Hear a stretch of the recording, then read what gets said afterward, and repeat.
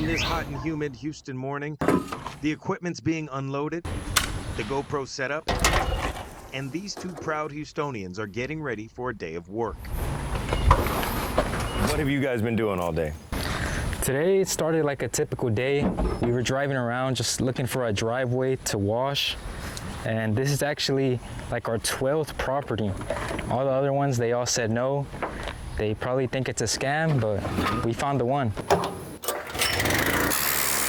But this is no scam. It's just some good old-fashioned hard work coupled with some kindness. We always offer it for free. For free? That's right. Twice a week, Martin, who works at a chemical plant, and his brother Daniel dedicate what would be their days off to providing free pressure washing services to Houstonians in need. Or you never know what people are going through, and I know it's just pressure washing a driveway, but it could really mean a lot to people and brighten up their day and change their their way they look at life and stuff like that. If you're wondering why, well, this all started 4 years ago when Daniel and his father, who provide lawn care services, met a client facing a tough time. The lady, she started telling me how she's really struggling and she can't afford her medication. And from there, we saw the look on her face. That look inspired the father and son duo to provide the service for free. They then decided to cut down their amount of paid clients so they could dedicate at least one day a week to clearing overgrown lots for free, like this lot on Granite Street they saw on KHOU 11. It's overgrown, it was crazy. The free pressure washing service quickly followed, and the family started filming their work and posting the videos on YouTube. Both channels have over 450,000 followers today. Do you hope that this spreads more joy and encourages more people to do the same thing? Oh, for sure. When we do this, we always think about how we can possibly be encouraging people to go out there and help people out and just spread kindness all around the city of Houston. You can see the great work is still going on here behind me. If you want to see what the after pictures look like of the driveway after all this great work is completed, you can find it on their YouTube channel. We'll have that on our website, khou.com. And of course, if you are someone who is in need of their services, we'll have how you can reach them on our website, khou.com. I'll send it back to you. As the sun rises, the dive team gears up. They're headed here to the San Jacinto River on a mission to find... Somewhere near the middle of the bridge, he dumped a 9mm pistol that he shot the individual with. A murder weapon. An alleged suspect confessed he dumped it here. We're literally looking for a needle in a haystack. A challenge this team often faces. Just recently, they were called to help in San Antonio to locate the gun tied to the murder of a 4-year-old little girl. The team found it in the Calaveras Lake. Is valuable evidence in the prosecution of a horrific crime. This team, check the shoreline, one of the best in the state, also helps locate drowning victims.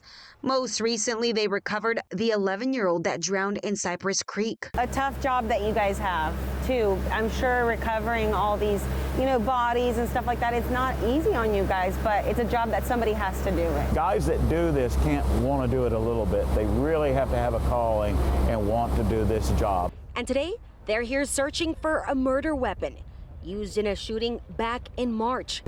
Details are still limited, but... Normally start on the shore and then work your way out. You're doing a pattern, usually 180 or something like that, and you're just sweeping as wide as you can with your arms as you're going through the water. Do your 180s with this. And even though they have technology to help them, sometimes they just have to crawl. It can get tedious. When you're able to find the target with sonar, you swim right to it, that's an easy day.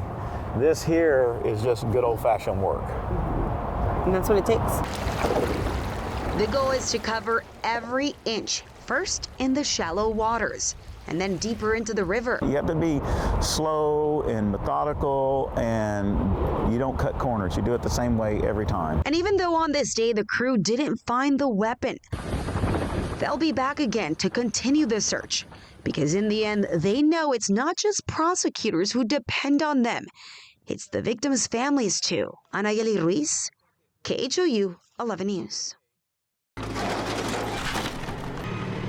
On the ground and in the air, sights and sounds signal early signs of recovery in Arabi. To see it like it is right now and 2 days ago, we were all just walking this neighborhood is crazy. Takari Hatch and his wife are thankful they lived to walk another day. Oh my God. They sought shelter with 4 kids as the EF3 twister, with winds around 160 miles per hour, touched down. By the time we sat down on our bathroom floor, no more than 10 seconds later, it got real. Hurricane Katrina wiped out much of this community in St. Bernard Parish, but this tornado was far less predictable, leaving homes like that of 25-year-old Connor Lambert with little more than a slab. They found him about 3 lots down, but the house, they also found pieces of the house about 3 houses away. Lambert, a former high school football star and NASA employee seen here with his parents, died along with his pet dog. Neighbor Mike Biamonte says this was Lambert's first and final home. My cameras picked up him turning on the porch light about 7:30 and some change. And after that, we came, hunkered down in the closet, came outside, and the house was gone. So it wasn't much time. Tragedy accompanies most disasters like this, but in the New Orleans area, so does resilience. It's a close-knit community, and I feel good from talking to everyone about, how we'll bounce back. Something they know from experience will take time. Guys, culturally, death is typically something somber, but on Dia de los Muertos, it's really quite the opposite. It's a celebration of life and love, and it's all centered around ofrendas, or altars and shrines, just like this. Champ Burger's been a staple on the east side, serving up burgers and fries since 1963. 26. But 6 years ago, It's inspired by my wife, who is from Mexico. a personal Dia de los Muertos ofrenda, or shrine to the founder of Champ, This is my father up at the top, Mike Saladino, who was the Champ. gave rise to a new neighborhood tradition. And little by little, it has developed into a neighborhood, a community altar. And The once small ofrenda for Chris Saladino's family has grown into a large shrine for the entire community to drop off photos to remember their deceased loved ones. we had several yesterday, a couple today have been by. People come by to take pictures, to make sure that the photos of their family members that they have put up over past years are still up. Many of the photos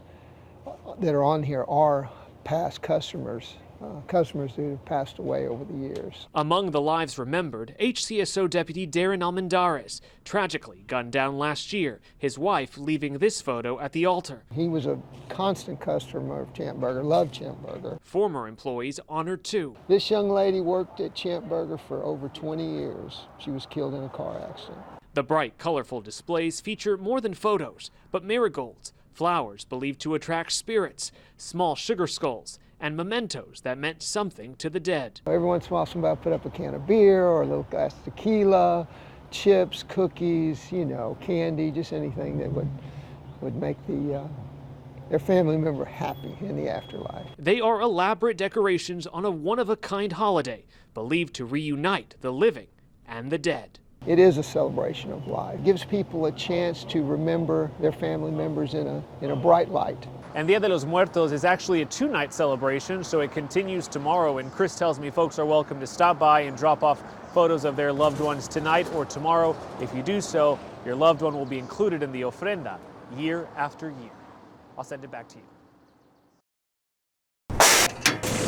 Here at Sylvan Rodriguez Park, the cruel sun keeps getting meaner. But for this crew, the day is far from over. They stay hydrated. So that's like liquid gold. Oh man, definitely. This crew does not take the heat dangers lightly. Houston Parks and Rec has about 250 employees that work daily in parks and even esplanades in this punishing heat. They know from experience you have to take precautions, especially this week. From constant water breaks to hats to more. Me, I always keep my hands covered up. I put on sunscreen before I get started and keep something cool around my wrist and around my neck, so once it dry up, I wet it again and it keep me cool. Of course, what they do applies to all of us. If I were to do some yard work this weekend, what's your advice? Do the hardest part of your yard work in the morning when it's the coolest part of the day. That way you can do the lightest work in the afternoon when it's the hottest part of the day. How concerned are you about the heat? Very concerned. Our employees, are just getting acclimated to the heat this time of year, so we have to take extra precautions. Back at Parks and Rec headquarters, safety meetings are being held every day, urging workers to listen to their body. Know the signs, know the symptoms. If you start to get clammy, dizzy, lightheaded, number one, most important thing is use the buddy system. We do not want anyone out there working by themselves. Advice we should all heed to stay safe when it feels like an oven out there. May 24th, 2022, a day that changed not just the life of the community of Uvalde, but it also affected San Antonio Senator Roland Gutierrez. And they're just waiting for news. They're waiting for their DNA match to see if their child is dead. About every 10 minutes, you just heard, just horrible wailing and horrible screams. He said those parents' cries imprinted in his mind forever, just like those images from inside the classroom. And what I saw was little children with no faces. What I saw was bodies just riddled. Images so graphic for anyone to see.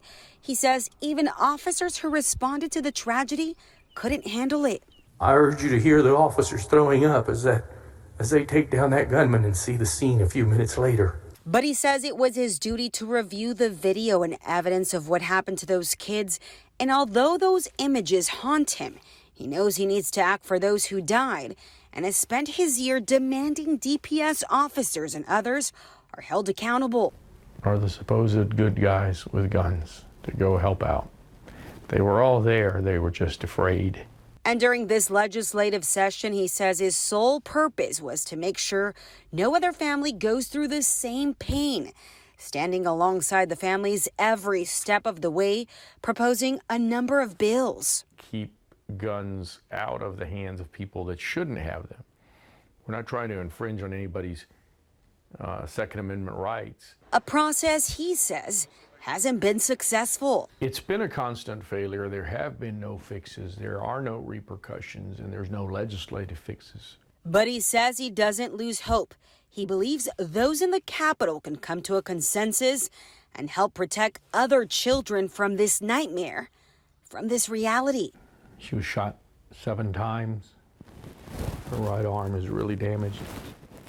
Her parents tell me that she put her right arm up to stop the fire. She defended herself, in other words. And more people need to start defending these children.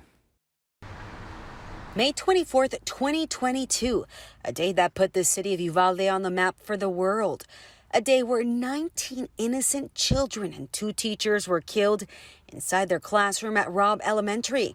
It's a day that has forever changed this town. Do you remember exactly where you were when you got that call? Do you remember your feelings? Jesse Rizzo, the uncle of Jacqueline Cázares, he says the pain for those who lost loved ones is still very real. Many of those families haven't begun healing. It doesn't get easier on anybody, really, especially the parents. That's because they're fighting not just for accountability for those officers who waited to enter the classroom, but also asking for change in gun laws. You cannot allow the children's death or the teacher's death to be in vain. The problem, not everyone here in town feels the same. You hope that you get a lot of support, but in reality, you have people that will tell you, when you run into them at the stores, that they back you up, but they hardly ever come out. Some people wishing they would just get over it. Or people just basically would want to either ignore it, pretend like it never happened, or just wish that it would just go away. And that's heartbreaking, to be honest with you. It's heartbreaking because it could have been anyone's kid. Despite it all, Jesse says he'll continue to attend every meeting. To let them fight alone, it'll never happen. He'll stand next to the grieving families through it all. Because I still have hope. I'll always have hope. Hoping that their deaths were not in vain.